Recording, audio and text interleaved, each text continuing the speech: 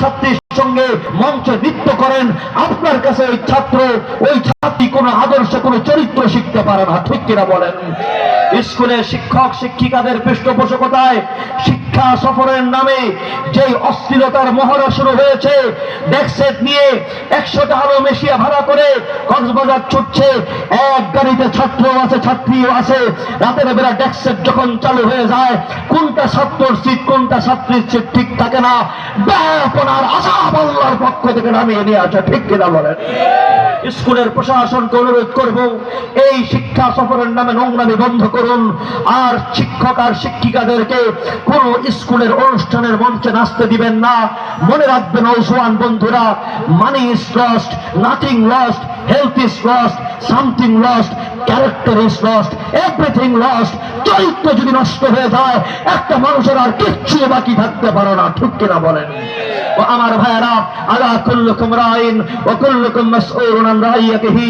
যারা উলামায়ে কেরাম, তারা তাদের দায়িত্ব, তাদেরকে সাবধান করা। যারা সাহাবা বিদ্বেষী, তাদের ব্যাপারে সাবধান করা। যারা আল্লাহর নবীর দ্বীনের তাহরিফ করে, যারা বিকৃতি করে, তাদের ব্যাপারে সাবধান করা। এই কুখ্যাত সাতপন্থী, কাদিয়ানী, হিজবুত তাওহীদ, তাদের ব্যাপারে মানুষকে সতর্ক করা, এটা উলামায়ে কেরামের জিম্মাদারি। আমরা 16 বছরে করেছি, এখনো করছি, আগামী দিনেও করব। যদি কেউ স্বপ্ন দেখো, ভাবে যে আমাদের আধিপত্য হলো উলামায়ে কেরামের কণ্ঠকে স্তব্ধ করে দিব, আজকে ভারতজনের মঞ্চে বলে গেলাম, ওই সমস্ত জাহান্নামের কীটটা আসবে আর যাবে। ভারতজনের মঞ্চে উলামায়ে কেরাম হকের কথা বলেই যাবে, বলেই যাবে, বলেই যাবে। ও আমার ভাইয়েরা, আল্লাহর নবীর এই বাণীটা আজকে ঘরে নিয়ে যাব। আলা কুল্লুকুম রাইন ওয়া কুল্লুকুম মাসউলুন আন রাইয়াতিহি। আল্লাহর নবী বলতেছে এই কথা, তোমরা প্রত্যেকেই তোমাদের দায়িত্বশীল। তোমরা যারা বাবা, সন্তানের ব্যাপারে দায়িত্বশীল। ও বাবা, তুমি সচেতন সতর্ক হয়ে যাও সন্তানের ব্যাপারে। ও মা, তুমি সচেতন সতর্ক হয়ে যাও।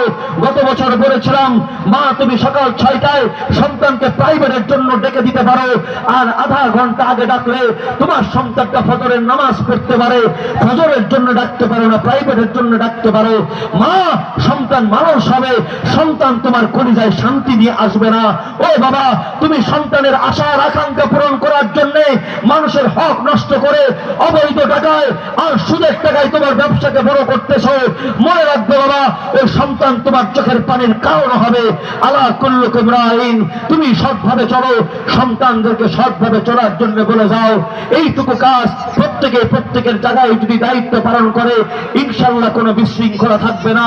ও আমার ভাইয়েরা, আমার দেশ এমন থাকবে না।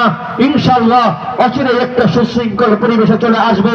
যে বিশৃঙ্খলা চলতেছে, এই বিশৃঙ্খলা মেনে নেওয়ার মতো নয়। আমরা যদি সত্যিকার অর্থেই আলা কুল্লুকুম রাইন, সত্যিকার সচেতন দায়িত্বশীল, যে আল্লাহকে ভয় পায়, এমন দায়িত্বশীল আমাদের নসিবে মিলাইতে পারি, ইনশাআল্লাহ আমাদের সমাজেও কোনো বৈষম্য থাকবে না, নিরাপত্তা থাকবে, আমাদের সমাজে কোনো বিশৃঙ্খলা থাকবে না। আমি একটা বিষয় বিনয়ের সঙ্গে বলতে চাই, যারা মনে করেন এই দেশ, এদেশের নাগরিকরা আসমানে উঠে চলে যাবে, এমনটা নয়। আজকে যারা অসহায়ত্বের সুযোগ নিয়ে অসহায় মানুষের নামে অনর্থক মামলা দিচ্ছেন, হুঁশিয়ার থাকেন, আপনাদেরও কয়েকদিন পরে পড়ানোর জায়গা থাকবে না, ঠিক কিনা বলেন? অসহায় মানুষের নামে মামলা দেওয়া, অসহায় মানুষকে হয়রানি করা, এটাও একটা জুলুমের শিকার। জুলুমের বিচার জুলুম দিয়ে হয় না।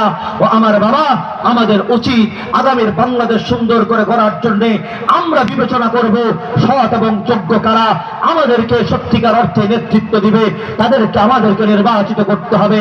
যদি সৎ আর যোগ্য এই ফুলবাড়িয়ার প্রত্যেকটা ওয়ার্ডের কাউন্সিলর হয়ে যায়, কোন কাউন্সিলর যে 5 ওয়াক্ত নামাজি, যে মুরব্বীদেরকে শ্রদ্ধা করে, যে অন্যায়ভাবে মানুষের টাকা মেরে খায় না, ওই কাউন্সিলরের এলাকায় কোন গাঞ্জার ব্যবসা চলতে পারে না, সুদের কারবার চলতে পারে না, ওই এলাকায় কোন দুর্বলের জায়গা সবল দখল করে রাখতে পারবে না, ঠিক কিনা বলে? আমাদেরকে আগামী দিনে নির্বাচিত করতে হবে ওই সমস্ত মানুষদেরকে আমাদেরকে খুঁজে বের করতে হবে যারা সত্যিকার অর্থে আলা কুল্লুকুম রাইন ওয়া কুল্লুকুম মাসউলুন আন রাইয়াতিহি, আল্লাহর কাছে জবাবদিহিতা করতে হবে। সেই অনুভূতিটা রাখে সেই দিনটা কেমন বিভীষিকাময় হবে, সেই দিনটা কেমন শ্বাসরুদ্ধকর হবে।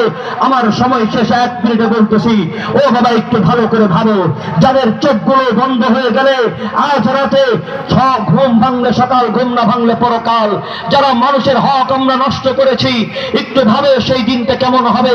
ইয়াউমা ইয়াফিরুল মারউ মিন আখি ওয়া উম্মিহি ওয়া আবি ওয়া সাহিবাতিহি ওয়া বানি লিকুল্লি ইমরিইন মিনহুম ইয়াউমাইযিন শা'নুন ইউগনি।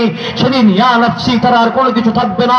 ভাই বোনকে চিনবে না, বাবা সন্তানকে চিনবে না, স্ত্রী বলবে দুনিয়াতে আমার কোনোদিন বিয়ে হয় নাই, স্বামী বলবে দুনিয়াতে আমি কোনোদিন বিবাহ শাদী করি নাই। সেদিন কেউ চিনবে না। মালিক আল্লাহর দরবারে আমাদেরকে দাঁড়াতে হবে। ইন্না বাতশা রাব্বিকা লাশাদীদ। সেদিন এই হাদিসের উপরে আমল হবে। তুমি ছিলা ফুলবাড়িয়ার দায়িত্বশীল, কি করেছো? তুমি ছিলা এলাকার মুরব্বী, এলাকার সৌন্দর্য আর পরিবেশ রক্ষা করার জন্য কি করেছো? তুমি ছিলা ভালুকজানের দায়িত্বশীল, তুমি ভালুকজানের জন্য কি করেছো?